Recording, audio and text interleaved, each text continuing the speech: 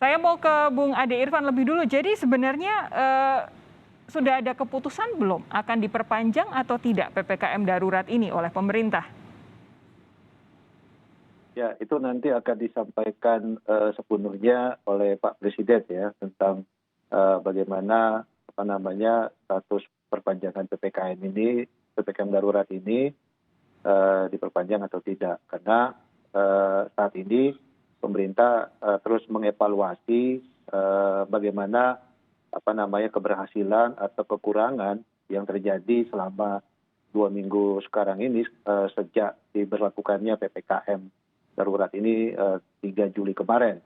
Kami tentu pemerintah terus melihat apa yang menjadi kekurangan, apa yang menjadi bahan evaluasi supaya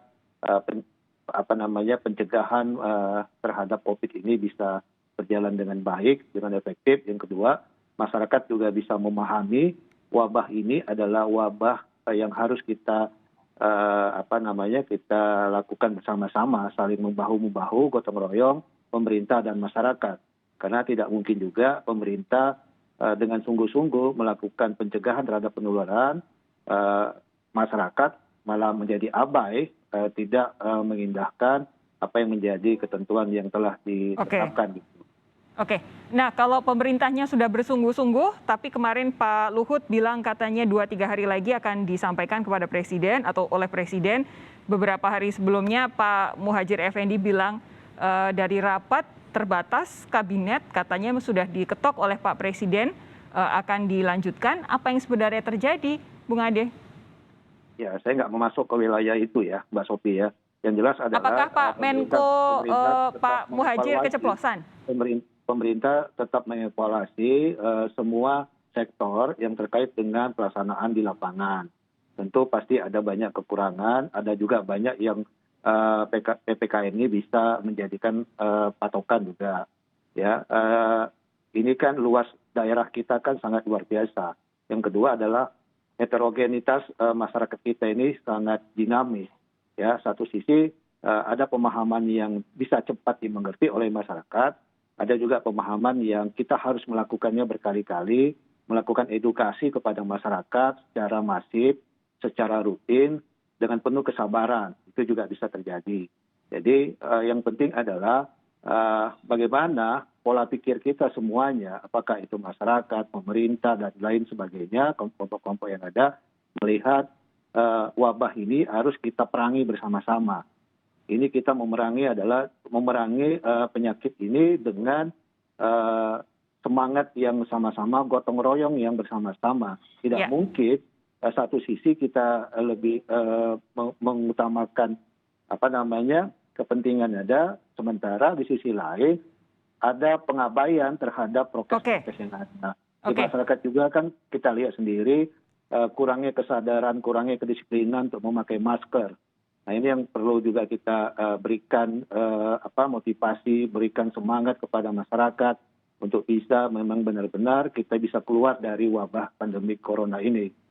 Idealnya memang pemerintah dan masyarakat seiak sekata dalam memerangi pandemi ini, tapi ya pemerintahnya seiak sekata lebih dulu di internal pemerintah. Pak Arsul, Anda sempat mengkritik soal cara komunikasi pemerintah, apalagi saat ini soal PPKM darurat. Apa yang Anda lihat belakangan ini spesifik terkait dengan jadi atau tidaknya perpanjangan PPKM darurat ini?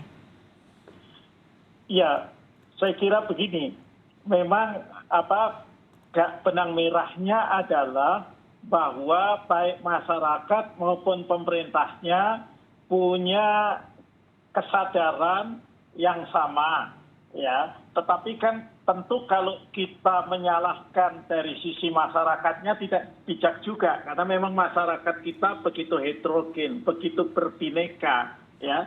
Tingkat pendidikannya, tingkat kesadarannya, dan lain sebagainya. Karena itu yang harus kita perbaiki lebih dulu, hemat saya adalah di internal pemerintahan. Nah, karena memang tugas kami di Senayan itu adalah mengawasi ya jalannya pemerintahan, tentu ketika ada hal-hal yang kami anggap tidak pas, itu ya memang harus ada yang diperbaiki, harus ada yang dikoreksi. Nah, salah satu yang kita lihat adalah soal komunikasi publik ya antar pejabat pemerintahan yang tidak satu irama, tidak satu arah.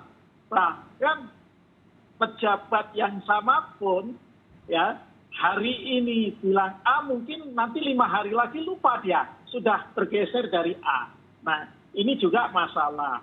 Contoh misalnya yang sama-sama sudah kita ketahui itu kan ketika Pak Luhut menyampaikan bahwa pandemi COVID terkendali. Kalau ada yang tidak terkendali, beliau akan tunjukkan ya bahwa ini semuanya terkendali. Tapi kemudian beberapa hari kemudian Pak Luhut menyampaikan bahwa varian Delta COVID-19 ini tidak bisa dikendalikan. Ya. Oke. Kemudian juga saya kira ada hal-hal yang lain. Nah, yang terakhir ya Pak Menko PMK saya kira. Tapi saya yakin tentu bahwa setelah arahan Presiden dalam ratas kemarin, mudah-mudahan ada perbaikan. Karena kunci untuk bisa mengelola lebih baik penanggulangan COVID kita saya kira juga terletak pada strategi komunikasi publiknya pemerintah. Ya, Pak Arsul, Anda kan terbiasa bekerja sama dengan pemerintah begitu ya kan sebagai mitranya pemerintah di anggota DPR, mitra sekaligus pengawas begitu.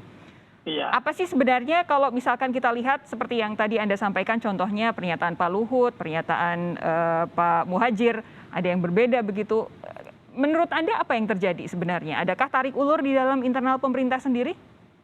Saya tidak sampai sejauh itu ya soal tarik ulur. Karena saya yakin kalau tarik ulur itu kan asumsinya ada kepentingan yang berbeda. Saya yakin jajaran pemerintahan punya kepentingan yang sama, yakni penanggulangan COVID-19 ini bisa dilakukan lebih baik, cepat sehingga pandeminya selesai. Tetapi persoalan klasik kita, dan ini persoalan dari dulu, adalah lack of coordination. Ya, persoalan tidak ada atau kurangnya atau lemahnya koordinasi antar kelembagaan, kementerian dan lembaga di sana. Ya, kemudian juga persoalan pengorganisasian. Ya, sebetulnya kalau misalnya soal penanggulangan COVID, ada Pak Luhut, ada Pak Erlangga yang sama-sama memimpin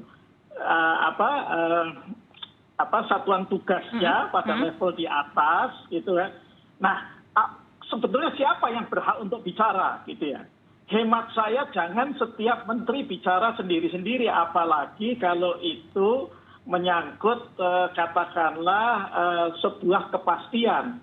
Ditanya misalnya PPKN berlanjut atau tidak gitu ya. Kemudian hal-hal yang lain.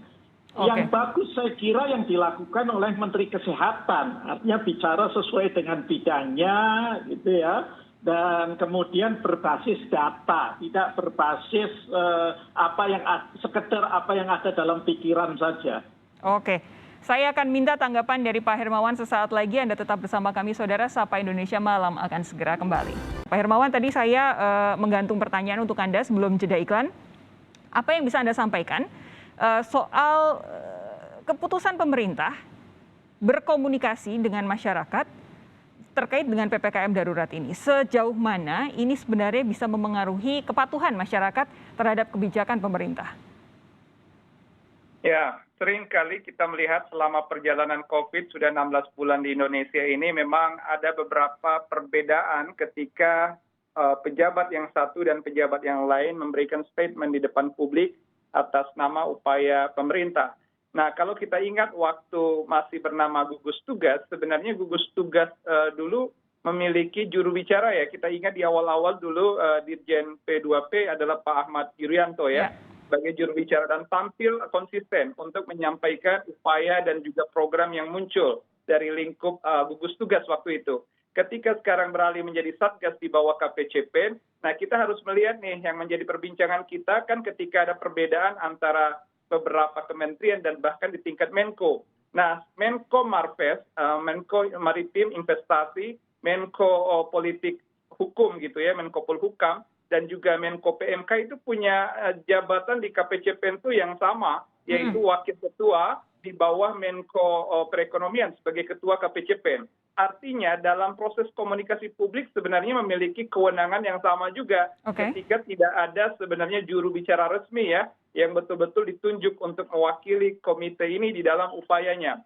Namun demikian perlu kita pahami juga dalam substansi kebijakan ke depan kami dari segi analisis kesehatan masyarakat melihat pemerintah tidak punya pilihan lain memang selain memperpanjang PPKM darurat ini. Kalaupun ada opsi lain yang lebih hebat untuk memutus mata rantai COVID itu, kalau pemerintah mempertimbangkan lockdown regional. Tetapi kalau lockdown regional ini dihindari, maka pilihan yang paling logis adalah memperpanjang PPKM darurat. Tetapi efektivitas PPKM inilah yang dinilai dan juga implementasi strategisnya di lapangan itulah yang menjadi bahan evaluasi pemerintah selama belum diumumkan resmi diperpanjang atau tidak. Kan masa periode yang pertama ini kan berakhir pada tanggal 20 ketika hari Idul Adha besok lusa begitu, Mbak Sofi. Oke, Bung Ade Irfan, tadi Pak Hermawan bilang kalau tidak mau menerapkan karantina wilayah, ya tidak ada pilihan lain selain memperpanjang PPKM darurat. Apakah itu yang saat ini jadi pertimbangan utama pemerintah untuk melanjutkan PPKM darurat mengingat kasusnya masih tinggi nih? Ya, opsi-opsi itu tentu akan menjadi evaluasi ya, kami ya dan seluruh jajaran yang ada. Yang jelas semangat kita adalah bersama-sama melihat masa pandemik ini belum selesai. Kita harus melihatnya secara komprehensif, kita harus membangun optimisme di masyarakat, kita bisa keluar dan menyelesaikan masalah pandemik ini jika kalau ada kesamaan, ada gotong royong, ada kebersamaan antara pemerintah dan masyarakat. Ya, yang kedua kita tetap mematuhi protokol kesehatan yang hari ini masih juga sebagian masyarakat kita masih banyak yang abai. Ya, ini kan dalam konteks adalah bagaimana pandemik ini bisa cepat selesai dan kita keluar dari wabah ini. Itu di depan mata kita memang ada perayaan Idul Adha. Nah, bagi sebagian masyarakat, perayaan Idul Adha itu menjadi momentum yang sangat luar biasa. Nah, ini juga kita harus berhati-hati. Jangan sampai ada penularan atau klaster-klaster baru dalam perayaan Idul Adha ini.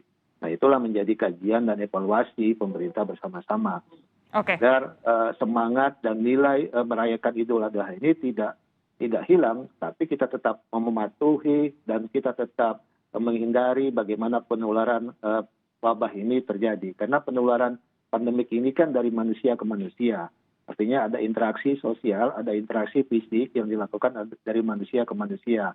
Nah, sekarang kita bagaimana cara memotongnya itu? Tentu kita harus menghindari adanya interaksi fisik yang ada. Makanya berkali-kali pemerintah mengingatkan kepada masyarakat untuk tetap di rumah saja, untuk tetap mematuhi protokol kesehatan agar penyebarannya tidak begitu masif dan kita bisa terhindar dan semua orang bisa bekerja sama dan semua orang bisa menjadi pahlawan terhadap penularan COVID-19 ini. Bung Ade Irfan, tadi yang saya tanyakan apakah sudah ada tanda-tanda bahwa PPKM darurat ini akan diputuskan untuk diperpanjang atau tidak oleh pemerintah? Nanti akan dikaji terus, Mbak Sofi. Tunggulah pengumuman dari pemerintah. Yang jelas dalam beberapa hari ke depan, kan ini sampai tanggal 20. Kita terus masih mengevaluasi, tim-tim di lapangan juga masih memberikan masukan dan informasi ya untuk bisa bagaimana perbaikan yang ada, yang mungkin ada kekeliruan, yang mungkin ada misalnya di lapangan yang terjadi kekurang harmonisan. Nah, itu semua akan dievaluasi gitu. Yang jelas niat pemerintah adalah kita bisa keluar bersama-sama, masyarakat bisa juga memiliki kesadaran, kedisiplinan melihat wabah ini adalah wabah yang harus kita perangi bersama-sama. Baik. Pak Arsul, teman-teman wakil rakyat di Senayan terkait dengan PPKM darurat ini, apa yang didorong? Saya kira kan seperti yang tadi disampaikan oleh Mas Hermawan ya, pilihannya itu tidak banyak. Bahkan boleh dibilang pilihannya itu hanya dua. Mempertahankan PPKM yang ada sekarang ini dengan memperpanjangnya, tentu dengan ada perbaikan kebijakan di sana-sini ya dalam konteks pelaksanaannya, atau bahkan mengetatkan lagi dalam bentuk katakanlah karantina kewilayahan di zona-zona tertentu, sebut saja misalnya zona merah. tidak mungkin menurut saya mengendorkan, ya, tidak ada pilihan mengendorkan. Tetapi kita ini kan bukan ahli kesehatan, ya. Jadi apapun tentu harus terjelaskan bahwa dasar pengambilan keputusannya itu adalah aspek kesehatan. Itu yang saya kira penting, ya. Meskipun tentu tidak meninggalkan juga aspek ekonomi, ya. Jadi kalau misalnya dari kami yang ada di Senayan, kalau pemerintah memang hemat kami, ya, pemerintah itu memang nanti bisa menghadirkan perbaikan pelaksanaan PPKM ini darurat ini di lapangan, ya tidak ada keberatannya kalau kemudian PPKM darurat itu diperpanjang, seandainya diputuskan demikian. Oke, Pak Arsul Sani sudah memberikan pandangannya, tapi tadi Pak Arsul juga bilang bukan ahli kesehatan, jadi sesaat lagi kita akan tanyakan kepada ahli kesehatannya, akan dijawab oleh Pak Hermawan sesaat lagi. Anda tetap bersama kami, Saudara Sapa Indonesia Malam segera kembali. Pak Hermawan, jadi kalau Anda lihat penerapannya selama 2 pekan ini, PPKM darurat harus dilanjutkan atau tidak? Kalau tidak, apa risikonya? Kalau dilanjutkan, apa perbaikan yang paling krusial? Baik, sekarang kalau kita baca dari data terakhir ya per hari ini, Mbak Sofi, kasus aktif kita lebih dari 540.000 dengan suspek lebih dari 250.000 kasus suspek. Dan positivity rate kita masih stabil di atas 20%. Nah, ruang-ruang perawatan, ruang isolasi mandiri, dan khususnya intensive care seperti HCU dan ICU, sudah tidak ada lagi yang punya availabilitas, semuanya itu penuh over capacity. Jadi suasana seperti ini sesungguhnya belum bisa kita melihat dampak langsung dari PPKM yang sejak pertama 3 Juli yang lalu. Kalau kita mau melihat, paling pertama yang bisa kita analisis secara efektif adalah tingkat mobilitas. Tapi ini proxy variable saja tingkat mobilitas. Yang paling precise kan kalau kita meneliti dari angka-angka epidemiologi atau statistik yang ada. Jadi hingga 1 minggu ke depan, 1 minggu di depan inilah yang mungkin kita bisa mengevaluasi efektivitas PPKM secara lebih precise, lebih betul-betul lebih fokus begitu. Tetapi poin yang ingin saya sampaikan bahwa kalau nanti hingga akhir Juli ini atau 2 minggu ke depan tidak ada efek yang signifikan dari PPKM darurat, sebenarnya ancaman besar kita itu tidak hanya di Jawa Bali, tapi di seluruh Indonesia. Ya. Sekarang ini tren kenaikan kasus kita di luar Pulau Jawa, ini semuanya menjadi zona kuning. Sebagian di ibu kota, rata-rata hampir semua ibu kota provinsi itu zona merah. Dan beberapa wilayah di Sumatera, Kalimantan, Nusa Tenggara, Sulawesi, itu dalam keadaan alert nih. Jadi peringatan, karena juga rujukan-rujukan COVID juga udah mulai membludak. Nah, oleh karena itu, kendali di Pulau Jawa ini merupakan momentum yang luar biasa, maka itu kita harus berhati-hati dalam mengambil kebijakan agar implementasinya juga tidak ada lagi subjektivitas, tidak ada lagi multitafsir dalam penegakan aturan di lapangan. Ini perlunya ada koordinasi, komunikasi, dan konsolidasi di internal pemerintah, tetapi sekaligus kita menghimbau kesadaran masyarakat, seperti yang disampaikan oleh Pak Irfan tadi, agar kita terus membangkitkan patriotisme, saatnya kita bahu-membahu. Buat masyarakat yang 5M, itu tidak bisa ditawar, bagian dari personal awareness, tetapi ada community empowerment yang harus disentuh bersama, setiap masyarakat berdaya secara komunitas. Kalau ada 1 orang dari antara warga itu yang terpapar, maka tugas kelompok inilah menyediakan ruang-ruang isolasi mandiri, memenuhi kebutuhan sekaligus menjauhi dari jangkauan. Nah, saya pikir PPKM ini akan diperpanjang, PPKM darurat ini bagian dari opsi yang paling dekat yang bisa dilakukan oleh pemerintah, tetapi dalam jangka waktu nanti hingga akhir Juli, kalau tidak ada efek yang betul-betul signifikan, harus ada extraordinary policy making pada waktu mendatang untuk memutus mata rantai COVID. Maksud Anda extraordinary policy making itu apa? Saya langsung saja karantina wilayah di Pulau Jawa itu baru menjadi opsi logis untuk melandaikan dan merelaksasi semua hal. Dari segi pelayanan kesehatan, dari segi nakes yang sudah jenuh, dan juga dari segi kasus sendiri yang bisa kita putus mata rantai. Tetapi juga menghindari subjektivitas dan multitafsir kebijakan itu penting, supaya pemerintah dan pemerintah daerah lebih ringan juga berhadapan dengan publik ketika juga ingin menghimbau dan juga menegakkan kedisiplinan bersama, Mbak Sofi. Oke, menurut Anda apa sih, ini kan masih terus digodok, padahal tanggal 20 itu hanya tinggal 2 hari lagi. Kita sempat dapat sedikit bocoran walaupun kemudian berbeda begitu penyampaiannya oleh Pak Muhadjir Effendi dan juga Pak Luhut Binsar Panjaitan. Tapi menurut Anda, Pak Hermawan, apa yang kemudian membuat pemerintah rasanya kok agak maju mundur untuk meneruskan PPKM darurat, padahal kondisinya memang perlu diteruskan? Ya, ini kan dua hal ya. Pemerintah juga kelihatannya ragu dari efektivitas program PPKM ini untuk betul-betul menurunkan secara signifikan.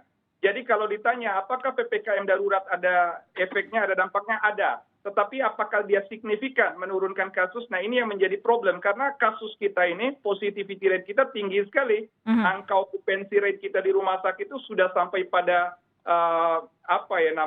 kerapuhan betul. Jadi ada yang disebut dengan health system turbulence.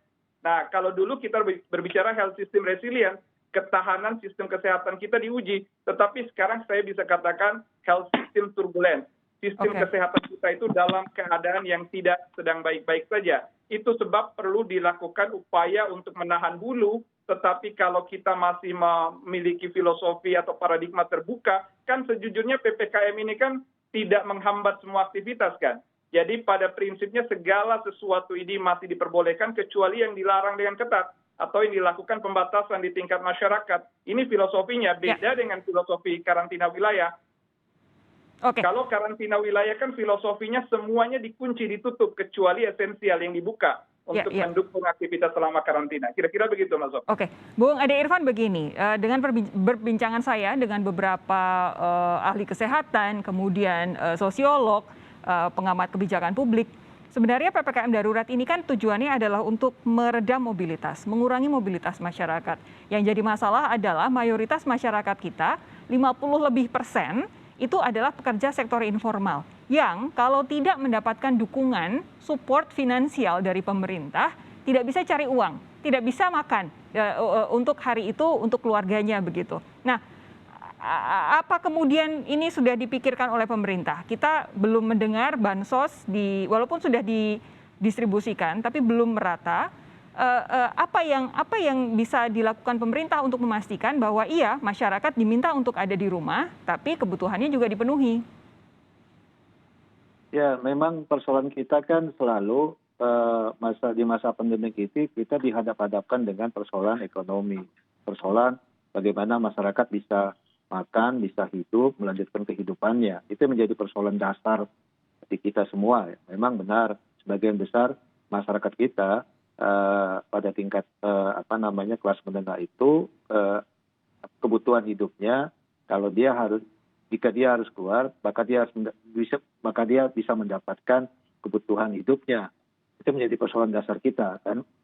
Makanya saya katakan sekarang ini adalah cara berpikir kita bersama-sama, masyarakat juga secara keseluruhan melihat situasi pandemik ini adalah situasi yang sangat darurat. Tentu berbeda polanya, pola aktivitasnya dengan melihat situasi di masa pandemik dengan situasi di masa normal.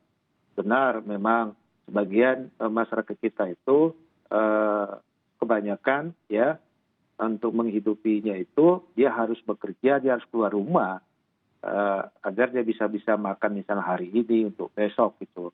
Tapi sekali lagi ini kembali kepada tingkat kesadaran, tingkat kedisiplinan kita semua bersama. Memang kita harus ada kesabaran juga, keikhlasan melihat masalah wabah ini biar kita bisa tangani bersama-sama.